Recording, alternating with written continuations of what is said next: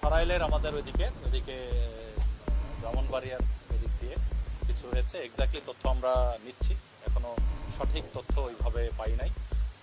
নিয়ে তাদেরকে জড়ো করে আমরা আরও বিস্তারিত জোরদার করেছি, টহল বাড়িয়েছি, জনবল বাড়িয়েছি। সবাইকে বলছি, হ্যাঁ, যেসব জায়গায় যত তথ্য আপনারা পান আমাদেরকে সহায়তা করুন, সেক্ষেত্রে সেটা সম্ভব হবে আশা করি। শেষ প্রশ্ন। তারা আপনার মূলত বাংলাদেশি, যারা গত কয়েক বছর থেকে ইতিপূর্বে ইভেন 20-30 বছর আগেও ভারতে বিভিন্নভাবে গমন করেছিল। তবে আমি আবারও পুনরাবৃত্তি করতে চাই, যারাই গমন করে এটা হস্তান্তর গ্রহণের একটা প্রক্রিয়া আছে সুনির্দিষ্ট, সেটা ফলো করা হলে দুই দেশের জন্যই ভালো হবে। আর এদের মধ্যে আবার যারা অনেক আগে 20-30 বছর আগে গেছে, তাদের সন্তানাদি তারা ভারতেই জন্মগ্রহণ করেছে। তো তাদের নাগরিকত্বের বিষয়েও একটা বিভিন্ন বিষয় জটিলতা সৃষ্টি হওয়ার একটা সম্ভাবনা আছে, মনে করেই কি এরা কোশ্চেন করছে বা কী কারণে আমরা জানছি না। এটা ডিপ্লোম্যাটিক চ্যানেলে এনগেজমেন্ট হলে আরও ভালোভাবে বোঝা যাবে।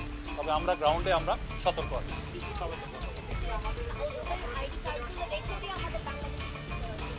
এটাও সত্যি, যারা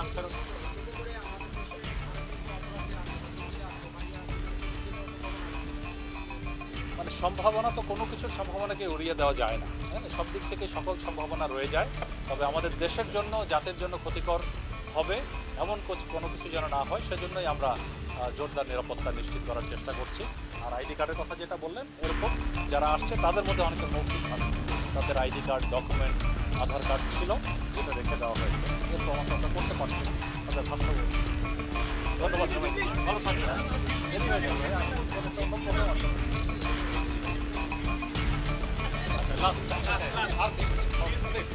দেরি হয়ে যাবে।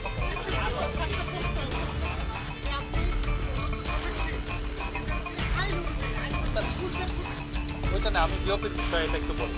বিষয়ে অনেক কথা বলেছি। বিওপি হলো আমাদের একটা রিভারাইন বর্ডার গার্ড কোম্পানি আছে, যেটা মূলত এই সুন্দরবন এলাকায় এটা পাহারা দেওয়া, টহল করা এবং চলাচল প্রতিরোধ করা, যে কোনো ধরনের অপরাধ প্রতিরোধ করার জন্য। তো এটাতে আপনার একটি স্থল বিওপি ছিল, একটি কৈখালী বিওপি, আর এরকম ভাসমান 2টি বিওপি, কাঁচিকাটা বিওপি, 18 বিটি। সেইগুলো আরও ডিপে আমাদের এই নদীর ভিতরে, আরও ভিতরে। বাট এইখানে এই আপনার এই রায়মঙ্গল নদী এর সাথে যে এই বয়াসিং যে চ্যানেলটি আছে, এটি দিয়ে চোরাচালানের বেশ একটা বড় চক্র সক্রিয় ছিল। এটা প্রতিরোধ করার জন্য সিদ্ধান্ত গ্রহণ করি যে আমাদের এই 3য় ভাসমান বিওপিটি আমরা এখানে স্থাপন করি।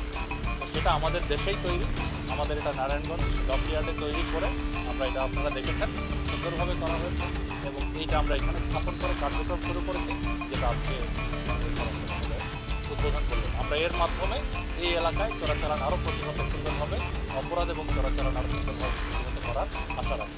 ধন্যবাদ।